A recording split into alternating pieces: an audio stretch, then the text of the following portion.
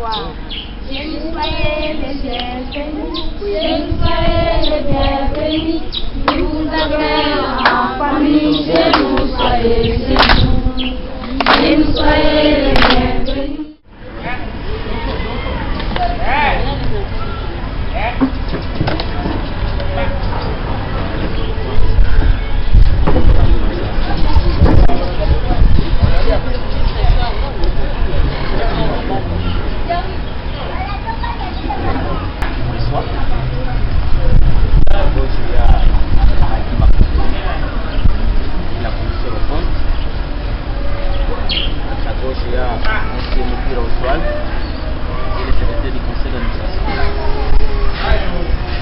Au nom de la structure, là je ne vais pas parler au nom des enfants parce que aujourd'hui n'en parle pas parler au nom des enfants. Au nom de la structure, nous vous accueillons, nous vous disons merci d'avoir pensé à ces enfants que jours et nuits, c'est pas pour revaloriser leurs conditions de vie. Et s'il y a encore des esprits qui convergent avec nous sur le même point, en tenant compte de la situation de ces enfants, nous disons merci. Parce qu'il faut pas donner à tout le monde. Il y a beaucoup de gens qui ont beaucoup d'argent, il manque même de quoi faire avec l'argent. Mais la fondation Boulani Kantouali, c'est comme ça, a pensé aujourd'hui venir visiter ces enfants. En présentation, à ma droite, il y a M. Mathieu Kabouka, c'est lui le directeur du camp. En t-shirt, là, il y a Madame Tchéléwa, qui est la chargée du suivi social. Mesdames, tout d'abord réserver cet accueil chaleureux dans notre centre Lydia, tel que pour la fondation Boulani Kantouali. Cette fondation a été créée sous forme d'une aspect, juste pour œuvrer dans le secteur communautaire, c'est-à-dire comment apporter des solutions sociales, sanitaires, comment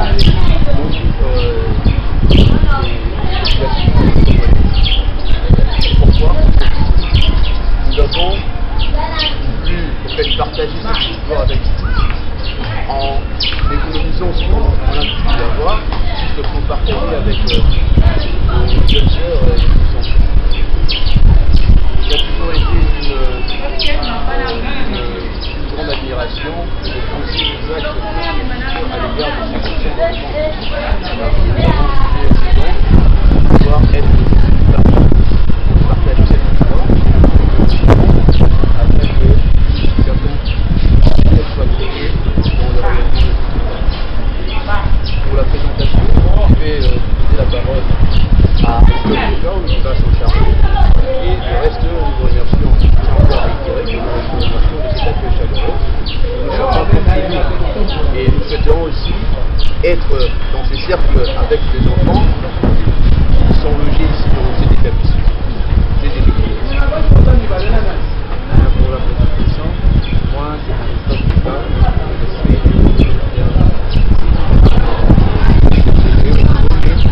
et l'un des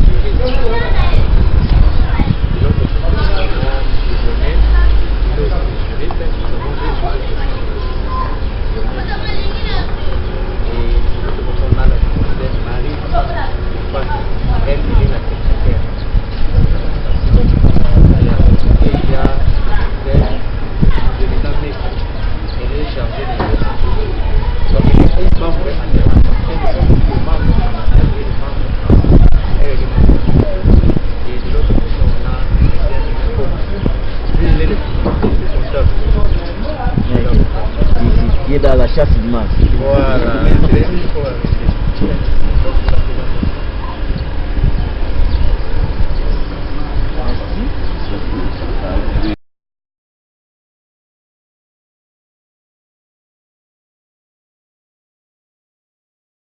Dans la rue. Il y a une différence entre enfant dans la rue et enfant de la rue. Enfant dans la rue, c'est l'enfant qui vient passer du temps dans la rue et le vent qui se vient dans la rue. il passe du temps dans la rue, il fait comme les autres, mais au moins il va dormir chez lui. Celui-là, il fait tout dans la rue, il passe nuit dans la rue, il mange dans la rue. Ceux-ci sont des enfants de la rue. Voilà. Donc il faut aller au niveau de la prévention.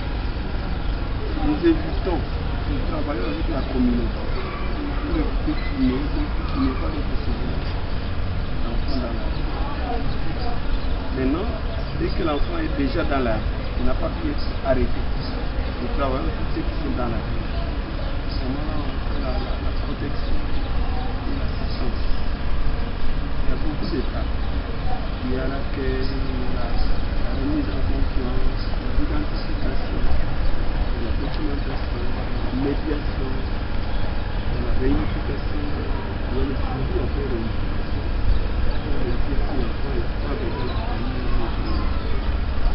Et la réunification a beaucoup d'aspects, vie sociale. Un enfant qui a été sorti dans une avenue, il faut travailler avec toute la vie pour que l'enfant soit accepté. D'abord dans sa famille. Il a été traité de sortir dans la vie. Il y a des enfants qui sont scolarisés. Il a appris le métier, il rentre à la maison. Avant de venir, il n'avait pas le métier. Et quand il rentre, il sait maintenant où il sait faire une maîtresse, il devient intéressant à la famille. C'est ce que nous faisons, nous dotons d'équipes de la réception. Des machines par exemple, c'est ce qui font la qu'est-ce qu'il y a dans la famille, c'est ce qu'il faut. On cherche à les retrouver, c'est ce qui passe. Nous faisons maintenant les suivis. 6 mois, pendant 6 mois, nous faisons les suivis dans la famille pour voir si l'enfant s'est intégré. Il y a des cas de réussite. Dans le travail social, il y a au moins 10% de réussite. Et nous avons une marge de 10% de réussite. Parce qu'il peut arriver que les mêmes conditions, quand l'enfant a fui, dès qu'il rentre, les conditions n'ont pas été améliorées en famille. On n'a pas travaillé suffisamment la famille, ou la famille n'a pas été suffisamment préparée, ça peut arriver. L'enfant peut réchuter. Si il réchute, si nous avons la chance de rentrer ici, nous allons le travailler sur nous. Nous allons refaire les réunifications avec d'autres méthodes. Voilà. Il y en a qui sont des orphelins. Ben, un orphelin, on peut du coup le placer dans un orphelinat. S'il est candidat par exemple, il a 17 ans, s'il a 18 ans, il va faire une année. À ce moment-là, il va passer par tout l'apprentissage de l'école. Il peut avoir en même temps la restauration, les notions sur la restauration, les notions sur l'esthétique, les notions sur la culture. Et dès qu'elle sort, elle est plutôt installée chez elle. Hein? Et là, nous, on fait le suivi, on les explications, on voit comment on fait des mêmes, on donne des conseils, si un peu l'enfant de capacité, si on continue, ça va lui permettre de s'assumer et de continuer à vivre comme tout le monde. Voilà les nouveaux, mais avec ce projet, nous mettons le plus important sur l'éducation. Parce qu'on s'est rendu compte dans les enquêtes,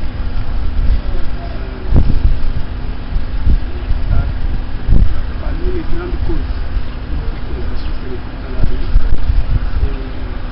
le droit à l'éducation qui n'a pas été respecté.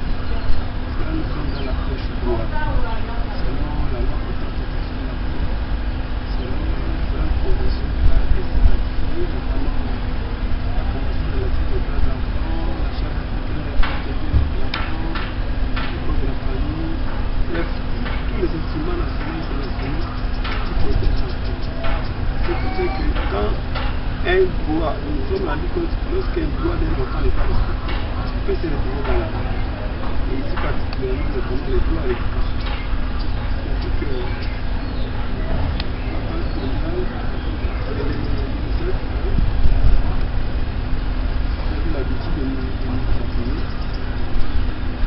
Nous avons discuté et nous avons souhaité que vraiment un accent soit mis sur qui est à l'école n'a pas le temps de se balader. C'est comme ça que il y en a qui sont scolarisés ici, le rattrapage scolaire. Le rattrapage scolaire, c'est un enseignement, une éducation non formelle. Tous les enfants qui n'ont pas eu le temps de faire l'éducation à l'école primaire normalement, on peut les mettre dans une classe, deux classes en une année. Donc pendant 3 ans, nous récupérons des enfants qui ont eu un retard de 6 ans. Dès qu'il a fini, il peut les tenir. Ceux qui sont en 6e, 3e, ils font les tenir et ils ont les faire. Et ils rentrent encore maintenant dans l'institution de maths. Mais il y en a aussi qui sont dans la fonction de métier ici à côté. On a dit également les enfants en dehors d'ici, dans les écoles catholiques,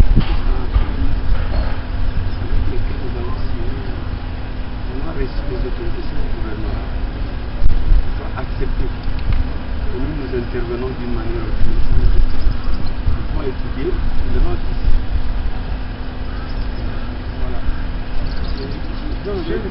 J'étais obligé de parler parce que les gestionnaires du projet n'étaient pas là. C'est pourquoi il a la parole. Les questions peuvent aller maintenant. Sur base de ce que vous avez fait, donc pour les jeunes filles que vous avez accompagnées dans la société, est-ce qu'il y a aussi des secours qui sont les filles-là gagnent aussi le mariage, pas aussi le mariage?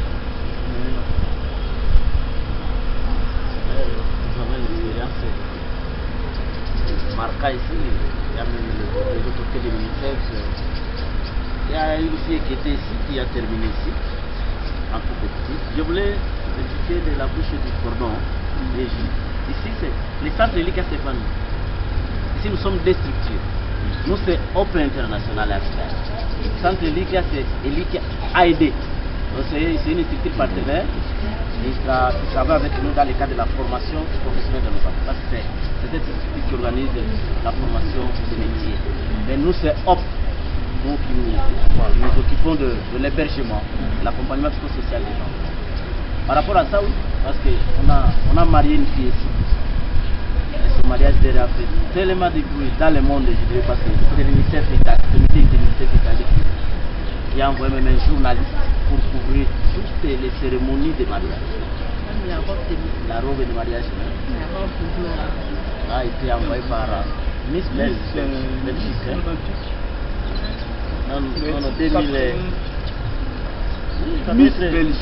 Miss Belgique, ça doit être de 2004 ou 2005. Alors, c'est une expérience que nous avons vécue.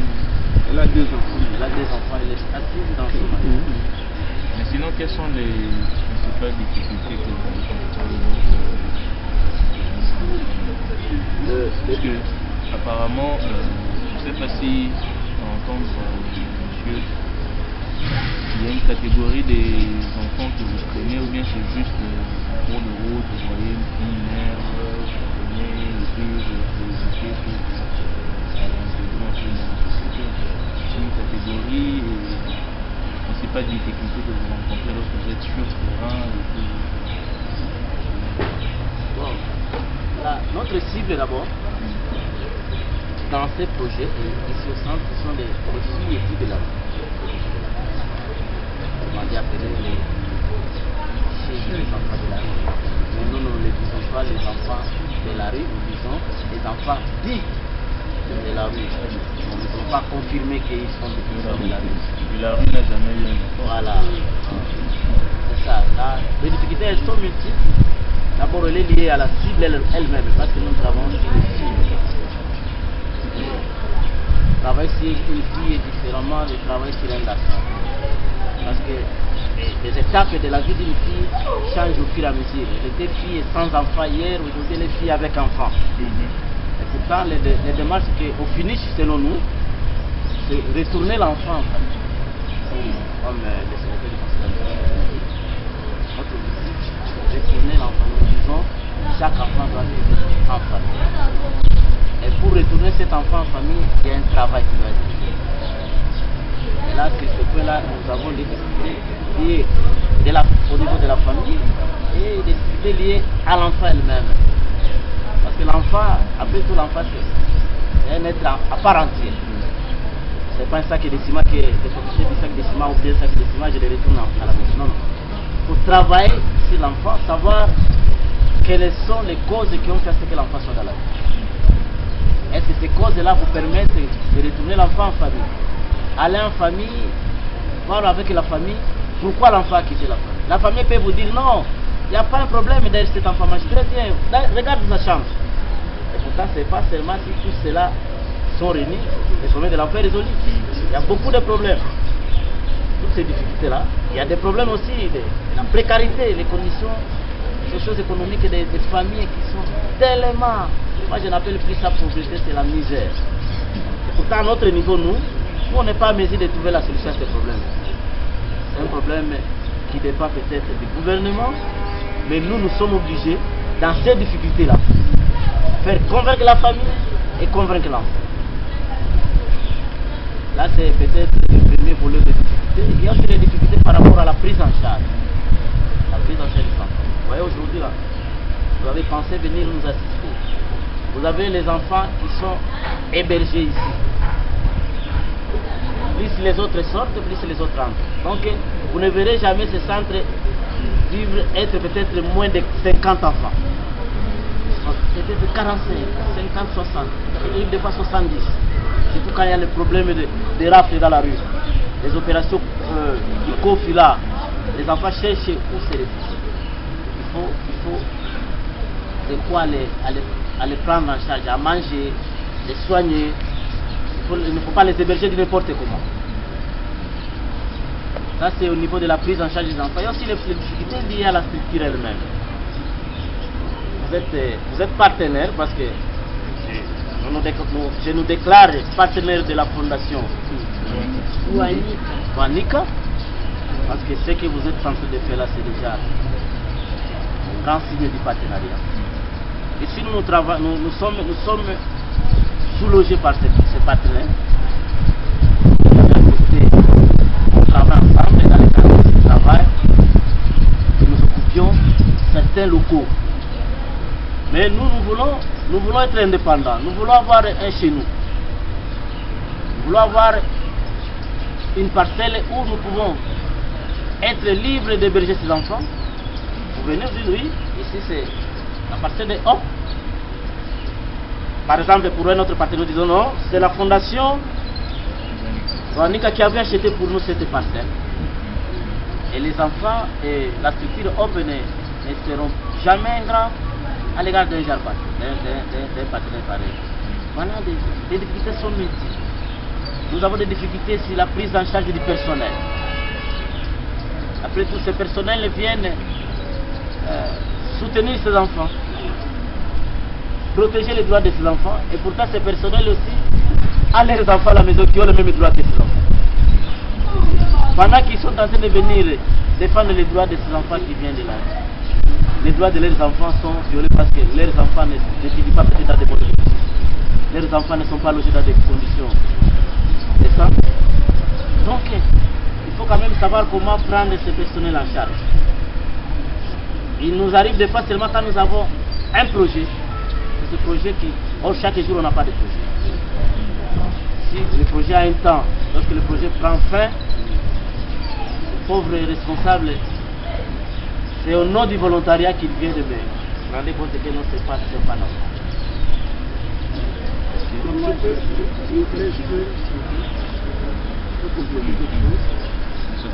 Par rapport à ces difficultés-là, nous pouvons identifier parce que chaque projet a des limites.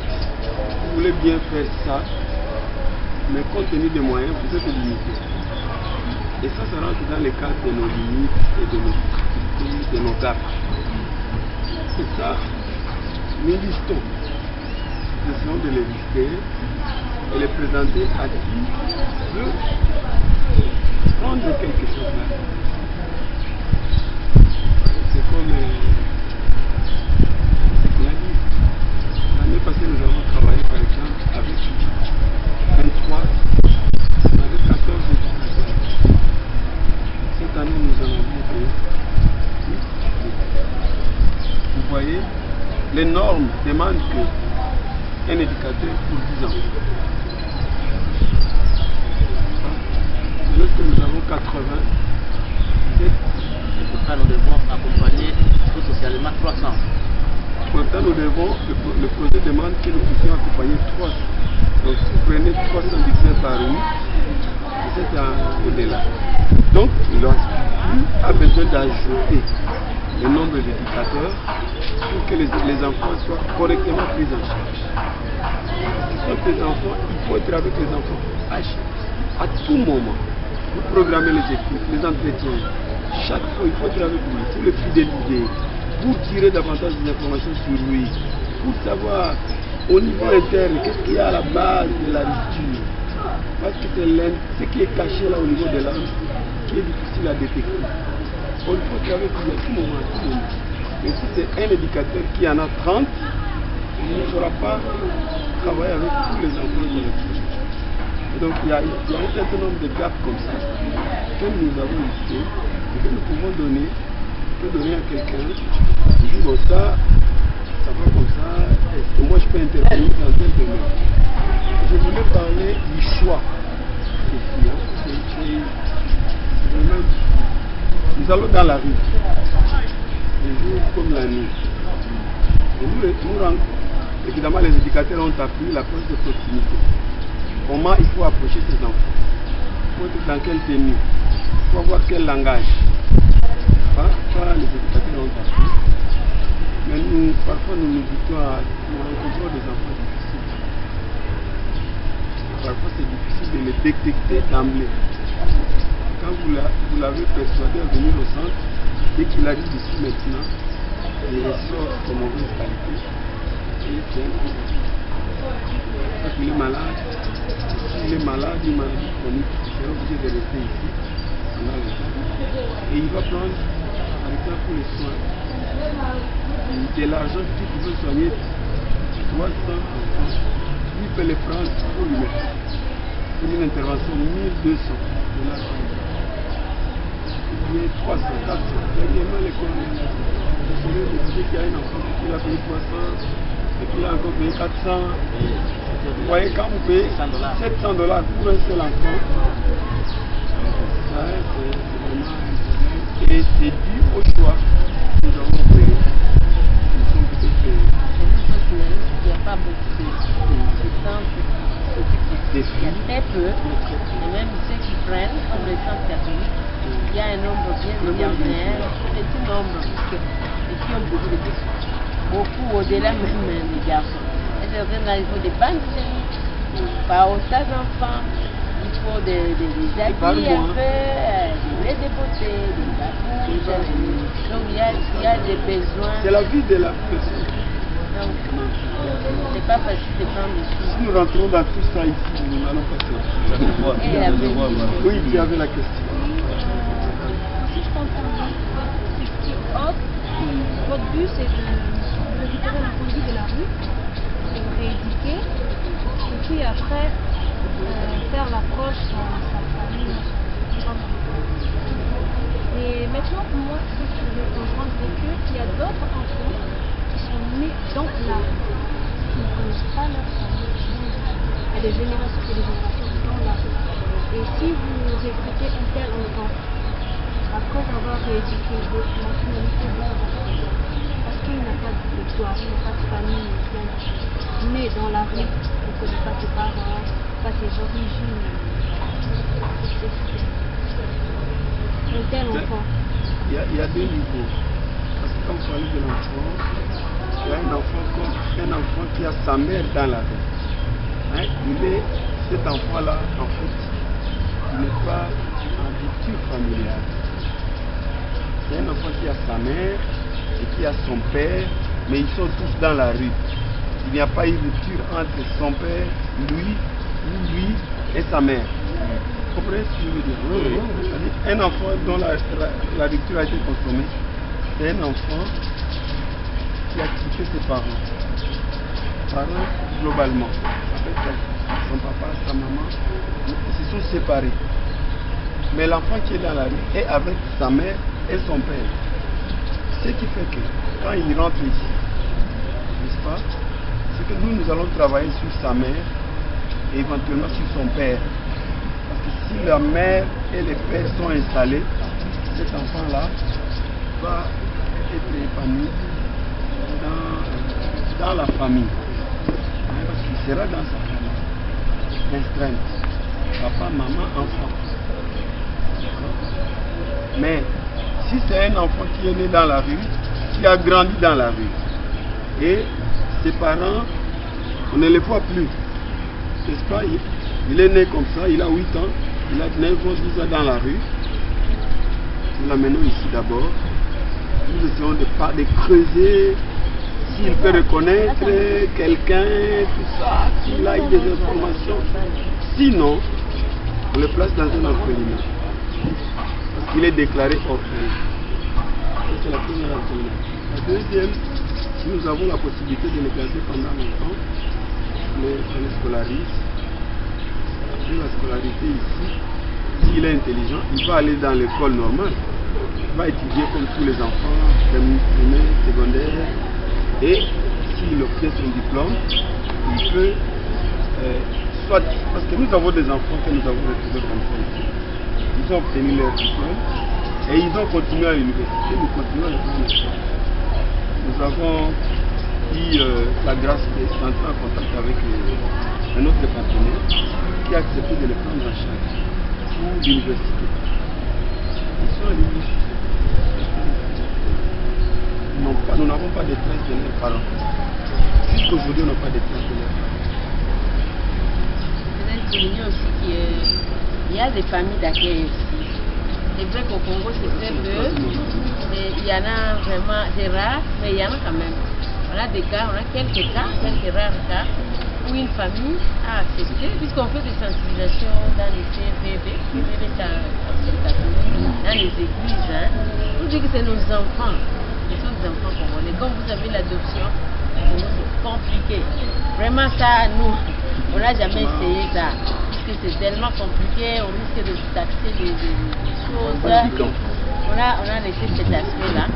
Alors, les familles d'accueil, on les sensibilise. Il y a des gens qui ont pris. C'est vrai que c'est une catégorie très difficile. Pas des enfants faciles. Il y a cet aspect enfant qui sorcier aussi, qui intervient. Il y a quelques cas, familles qui ont pris quelques enfants. Il y en a quand même la fille qui s'est mariée, elle était dans une famille d'accueil. Il a parlé de la famille d'accueil là où on a. Donc, il y a aussi, on continue à demander aux gens, les enfants qui n'ont pas de traces de leurs parents. Si une famille qui est vraiment, qui a la compassion de prendre ces petits enfants-là, et n'est pas aller la maltraiter, pas comme bonne, pas comme ça là, mais comme enfant, tout un enfant, et on fait un peu de suivi. Puisque si un jour, nous l'État congolais, ces enfants-là qui n'ont pas de tuteur, sont sous la tutelle de l'État. Donc nous aidons l'État à faire ça. Les jours que l'État congolais va nous demander de leur montrer là où se trouve l'enfant, on doit voir la trace de cet enfant. Donc c'est un peu ça. Excusez-moi. Juste une question. Je voulais compléter quelque chose. Je voulais là par exemple des familles d'accueil. Nous on souhaiterait, lorsque quelqu'un a accepté de prendre un enfant, que nous puissions l'appuyer d'une manière ou d'une autre. L'aider, on ne va pas remplacer, mais on essaie de l'aider aussi.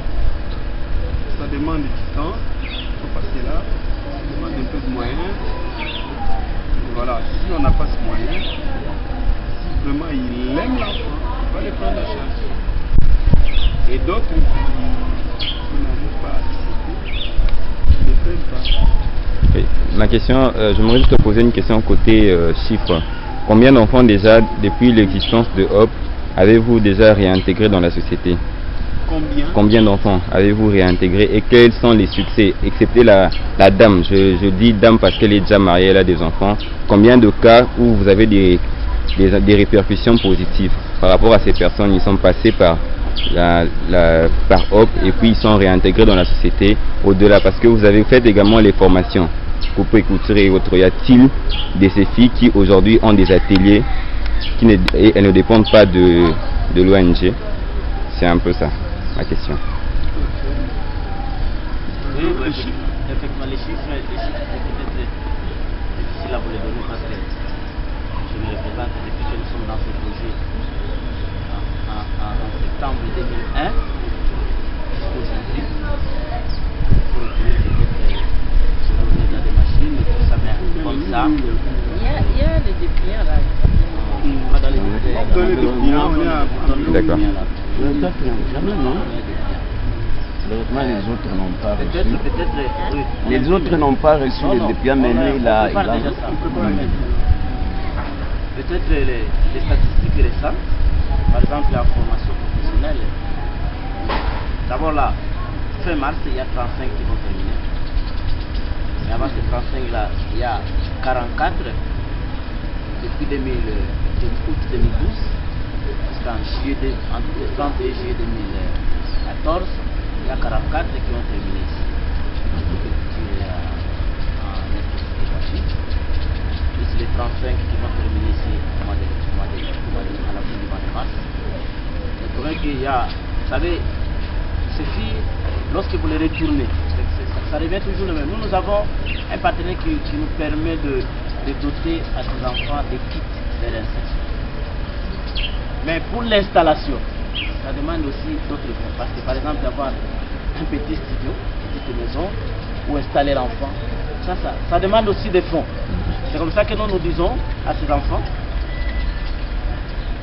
au niveau de la famille, parce qu'imaginez-vous, quelqu'un qui a terminé ici en esthétique, si déjà les quartiers connaissent que non, à tel endroit, il y a une fille qui coiffe, au niveau même de la parcelle, les championnes.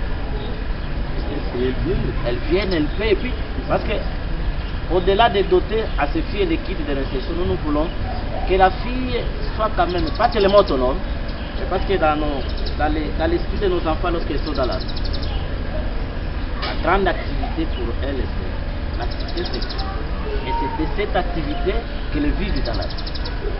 Alors lorsqu'elles quittent la rue, il faut la faire voir que non, vous n'avez pas seulement cette activité pour avoir des quoi à vous prendre en charge, voilà aussi par cette activité aussi vous pouvez vous prendre en charge. Et aussi c'est une pierre deux coups. Parce que pour aussi la famille, il y a beaucoup de familles qui résistent pour accepter l'enfant parce que l'enfant c'est une charge. Mais lorsque l'enfant vient avec une activité qui permettra que la famille aussi s'y retrouve, parce que lorsque l'enfant court, vient en train de poisser, c'est que l'enfant gagne. Ça aide au ménage de l'enfant. Bon, à cette question-là, il y a beaucoup de réponses. Je prends juste un petit exemple. Un enfant qui a fait une année dans la rue, au niveau physique, au niveau de son esprit et de son âme, il y a beaucoup de choses qui ont changé. Il a pris goût dans la rue. Il a rejeté la famille. Mais le fait déjà de le faire sortir de ces milieux-là et de le faire accepter de vivre dans sa famille, ce n'est pas terrible, c'est énorme. Et même s'il s'agissait d'une seule fille, travailler sur une personne comme ça, changer son comportement, changer sa façon de voir les choses, pour qu'il accepte finalement de vivre dans la famille, ce n'est pas difficile. C'est un grand travail. Et ça, nous l'avons fait. Parce que nous, ce que nous visons, c'est une éducation durable.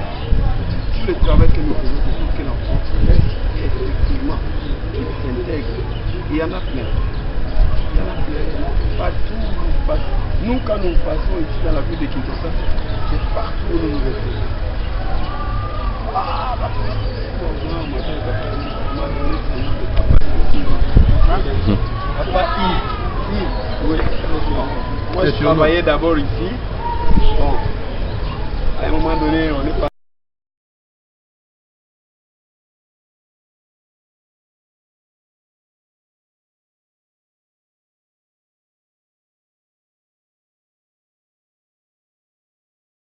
Bango moko bakoloba baza banani. Naningi bango moko baloba après bakoloba baye kosala nini. Président Azate, vice-président Azate. Président, on va aller en Sebo. Oh. bapaya bayebre po bani na nsima. Après ntango bakose présenter bakoloba baye kosala nini présidente akoloba na kombo ya bana nyonso kaka momesano akoloba likambo oyo akosepela koloba na bango. Bamama oyo bayaya ndenge omoni tozala na esengo mingi tozala katikati na bino biso tobengami baoyo ya groupe eza fondation Wanika ndenge omoni biso tete na se awa fondation nini fondation Wanika na nzela baninga na bino asepelaki mokute na bino lelo alobi mwa moke natiaki pembeni mpona misala na ngai nakosepela kokabola yango na baninga na ngai na bamama na ngai na bayana na ngai eza bongo te yango lelo toye na mwa moke toza nango mpona ete tosepela elongo yango wana biloko na bino eza wana na nsima bakokitisa yango bokomona yango mpe nazokrapele bino ezali mbala liboso te mpe kozala mpe mbala suka tokozonga lisusu koya kotala bino toyokani merci beaucoup.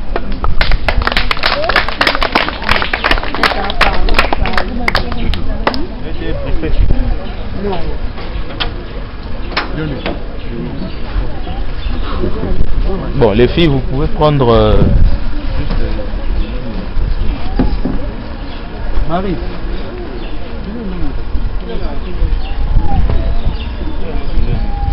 Angelina.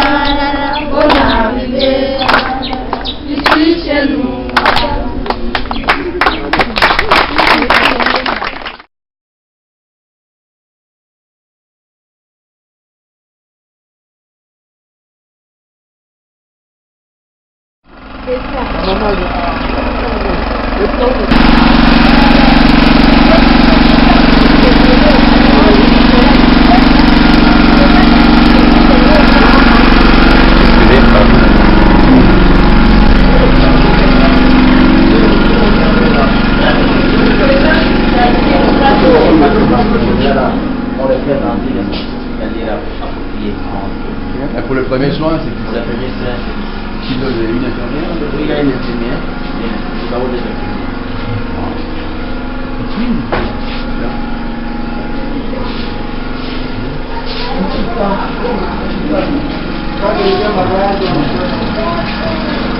Ça, c'est le bureau du psychologue.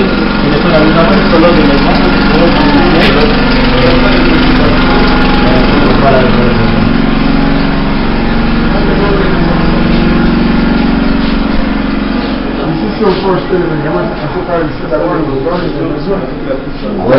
Ici on achète ou bien on prend seulement? Non, ça sont les médicaments pour soigner les enfants qui sont C'est-à-dire pour soigner, pour acheter les médicaments, pour faire un nom de médicaments, ça va aller. Les besoins. Les médicaments les plus. Il ne peut pas manquer. Pour vous amener d'autres choses, les maladies de prostate.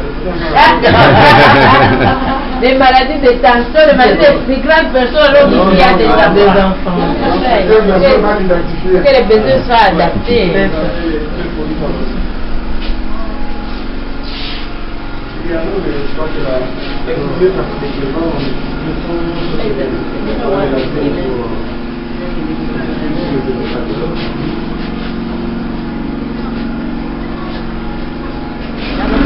Qui viennent se calmer, les disons, priorité pour acheter les produits chez nous. Parce qu'on ne peut pas accepter que pendant que nous avons besoin de légumes, nous vendons les légumes à l'extérieur. À bas prix, au moins à bas prix.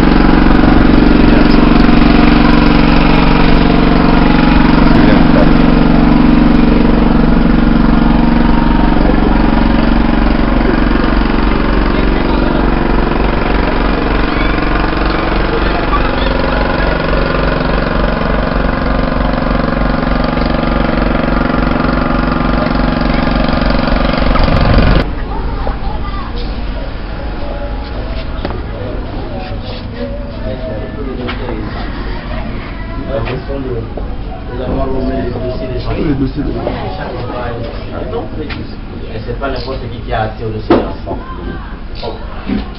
C'est pas n'importe qui, même pas nous. Même pas vous. Même pas vous. Les conseils d'administration des c'est là.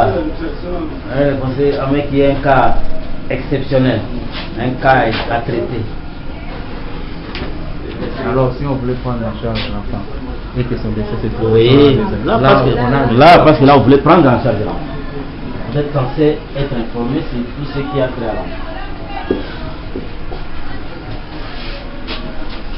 C'est pas facile d'être caméraman. Hein? C'est pas facile d'être caméraman. Pour les petits enfants de 3 à 5 ans, nous appelons chez nous espace communautaire des pères. Autrement dit, c'est ce qu'on appelle maternelle. Hein? Il y a les enfants qui sont ici au centre, qui viennent ici, et les enfants qui sont dans les environs.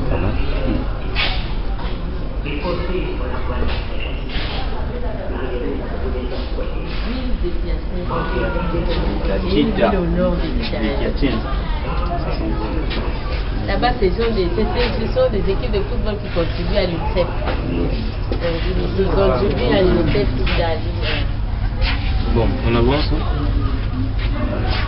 Là, ce sont les bureaux.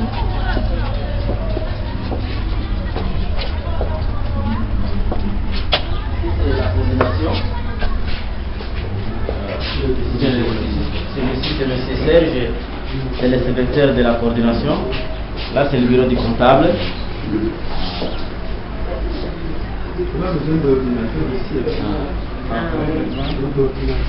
Et ici, c'est le bureau.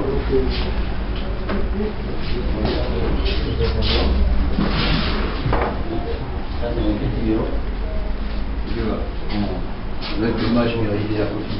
Et Kofi Annan avait visité le centre ici en mars 2006. Ah, ok. On avait eu cette grâce-là d'être visité par le secrétaire général des Nations Unies avec madame son épouse. Il y a des photos, mais on voulait mettre des peintures, on a enlevé ça. Okay. C'est ça. Mais c'est Aristote a déjà été ici, je crois. Ouais. Non, mais on aura besoin aux états de besoin par rapport